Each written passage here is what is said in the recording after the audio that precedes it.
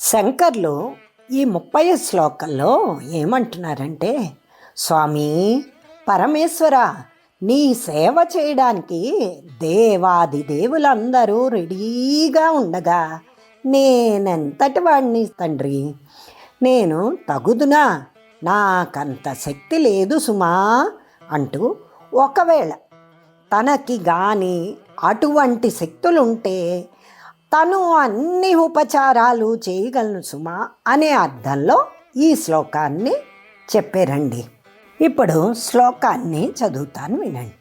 వస్త్రోద్ధూత విధౌ సహస్రకరత పుష్పార్చనే విష్ణుత గంధే గంధవహాత్మతాన్న పచనే బహిర్ముఖాధ్యక్షత పాత్రే కాంచన గర్భతాస్తి మయి చేద్ బాలేందు చూడామణే శుశ్రూషాం కరవాణితే పశుపతే స్వామిన్ త్రిలోకీ గురో. ఇప్పుడు ప్రతి పదానికి అర్థం చెప్పుకుందామండి. హే బాలేందు చూడామణే, ఓయి చంద్రశేఖరా. శివ, హే పశుపతే అంటే సంసార బంధమోచకుడా. ఈశ్వరా, హే స్వామిన్ ఓ సర్వశరీరాధ్యక్ష. పరమేశ్వరా, త్రిలోకీ గురో అంటే 3 లోకములకును రహస్యార్థాలని ప్రకటించే ఓ పరమశివ, తే నీకు వస్త్ర ప్లస్ ఉద్ధూత విధౌ వస్త్రమును ఇచ్చి ఉపచారము చేయుటయందు సహస్రకరత 1000 చేతులు గల సూర్యుడగుటయు పుష్పార్చనే పుష్ప ప్లస్ అర్చనే పుష్పోపహారమును అర్పించుటయందు విష్ణుత విష్ణువగుటయు అంటే వ్యాపకత్వము గంధే గంధోపచారం నందు గంధవహాత్మత వాయురూపుడియు ఆగుటయు అన్నపచనే అన్నమును వండుటయందు అంటే హవిస్సును అర్పించి ఉపచారాలు చేయటయందు బహిర్ముఖాధ్యక్షత బహిర్ముఖ ప్లస్ అధ్యక్షత అంటే ఇంద్రుడు అంటే అగ్నిముఖాలకు అధిపతి. ఆరు అగ్నిదేవుడు అన్నా సరే సరిపోతుంది. ఇంద్రుడు కానీ అగ్నిదేవతకు అధ్యక్షుడు ఎవళ్ళు అంటే అగ్నిముఖాలకు అధ్యక్షుడైన వాడు అగ్నిదేవుడైనా అనొచ్చు, ఇంద్రుడైనా. పాత్రే అర్ఘ్యపాత్ర ఉపచారమునందు కాంచన గర్భత హిరణ్య గర్భుడగుటయు అంటే బ్రహ్మ అగుటయు మయి నాయందు అస్థి చేతు ఉన్నట్లయితే ఇటువంటి గుణాలన్నీ నాకు కానీ ఉంటే తే నీ యొక్క శుశ్రూషాం సేవను కరవాణి చేయజాలుదును అని తాత్పర్యం. అయితే ప్రతిపదార్థం అయితే ఇప్పుడు ఏంటంటే దీన్ని వివరించుకుందాం. అయితే శంకరాచార్యులు వారు ఏమంటున్నారు, ఓ సర్వవ్యాపక, ఓ ఈశ్వర, నీకు నేను అన్ని ఉపచారాలు చెయ్యాలని నాకుంది తండ్రి. కానీ నేనన్నవాడిని ఎంత ఆల్రెడీ నీకు వస్త్రోపచారం చేద్దాము అని అనుకుంటే వస్త్రోపచారం చేయడానికి సహస్ర బాహువులు కల సూర్యుడిని ఉన్నాడు. అతను తన కిరణాలన్నీ మొత్తం సమస్త లోకానికి విశ్వానికి ప్రసరింపచేస్తూ వస్త్రల్లా నీకు ఉపచారం చేస్తున్నాడు. నీకు వస్త్రోపచారం చేయాలంటే 1000 చేతులు గల సూర్యుడు ఉండాలి. పోని పుష్పోపచారం చేద్దామంటే సర్వవ్యాపకుడైన విష్ణు ఉండాలి. యాక్చువల్లీ విష్ణుమూర్తి పార్వతీదేవి ఇద్దరు అన్నా చెల్లెళ్ళు కదండి. అమ్మవారు సాక్షాత్తు తానే బిల్వం తానే కమలం అయ్యి తను పరమేశ్వరుడికి అర్పించుకుంటూ ఉంటుందండి. ఒకసారి సహస్ర కమలాలతో పరమేశ్వరుడికి పూజ చేయడానికి ఆమె కూర్చుని ఉండగా 999 కమలాలు దొరుకుతాయి. లాస్ట్ కమలం వచ్చేటప్పటికి పరమేశ్వరుడు టెస్ట్ చేయడం కోసం ఆ కమలాన్ని దాచేస్తాడు. యాక్చువల్లీ కమలాలన్నీ ఎవరు చెల్లికి విష్ణుమూర్తి తెచ్చిస్తూ ఉంటారు.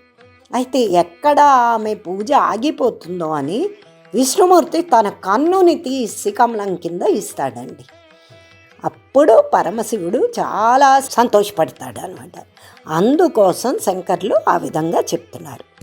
ఇంకా గంధే అంటే గంధాన్ని అంటే మంచి వాసనను, గంధవహాత్మత అంటే గంధవహుడు అంటే వాయువు అండి. వాయువుకి ఆ గంధాన్ని, ఆ సుగంధాలన్నిటినీ మోసుకొని తీసుకుని వెళ్ళే శక్తి ఉంటుంది కదా. కాబట్టి నేను తగను సుమా, అది గంధోపచారం కేవలం వాయువు వల్లే అవుతుంది అంటున్నారండి. ఇంకా అన్నం వండి నైవేద్యం పెడదా అంటే అగ్ని మొదలైన దిక్పాలకులకు నాయకుడైన దేవేంద్రుడు కావాలండి.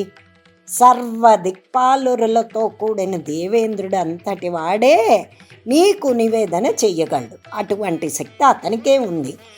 నేను మాత్రం ఆ పని చేయలేను సుమి అంటే అగ్ని మొదలైన సర్వదేవతలకు నాయకుడు ఎవడండి? దేవేంద్రుడు. అందుకే ఆ దేవేంద్రుడికే ఆ శక్తి ఉంది, నైవేద్యం ఇచ్చే శక్తి ఉంది అని చెప్తున్నారండి. ఇంకా పాత్రతో అర్ఘ్యం సమర్పించాలంటే హిరణ్య గర్భుడైన బ్రహ్మే ఉండాలండి. అంటే బ్రహ్మ అంతటి వాడికే శివపూజకు పాత్రత యోగ్యత ఉంటుంది అని చెప్తున్నారండి ఇక్కడ.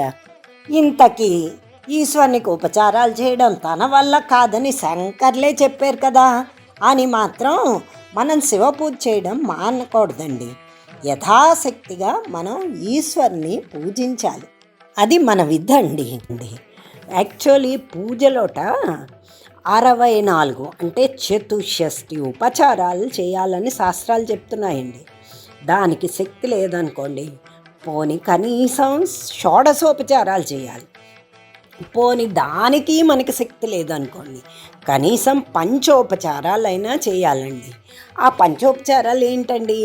గంధం, పుష్పం, దీపం, ధూపం, నైవేద్యం ఇలానే చెప్తారు. అది బాహ్యంగా అంటే ఫిజికల్గా అవి. మీరు అదే తాత్వికంగా యోగపరంగా అయితే ధ్యానం, ఆవాహనం, నైవేద్యం, నీరాజనం, నమస్కారం అని చెప్తారు. షోడశోపచారాలతో పూజించలేకపోయినా నిత్యం ఈ పంచోపచారాలతోనైనా ఈశ్వరుని అర్చించాలండి.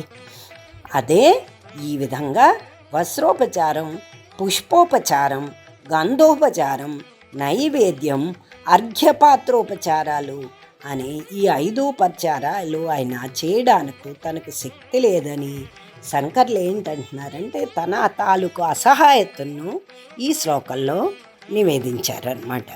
స్వామి జగద్గురు చంద్రశేఖర పశుపతి, నేను సూర్యుడను, విష్ణుమూర్తిని, వాయుదేవుణ్ణు, ఇంద్రుడను, బ్రహ్మను అయినట్లయితే నీకు సేవ చేయగలిగేవాడిని. కానీ నా వంటి వానికి, నీ వంటి వాడికి సేవ చేసి అంత శక్యం కాదు అని తన అసహాయతను వెలిపించినారు. అతనికి అసహాయత ఉందా అండి? సాక్షాత్తు పరమశంకరుడే ఆదిశంకరులండి.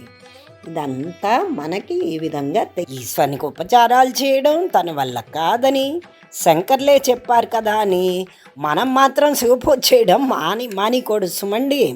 యథాశక్తిగా మనం ఈశ్వరుని ఎప్పటికప్పుడు పూజిస్తూ ఉండాలి.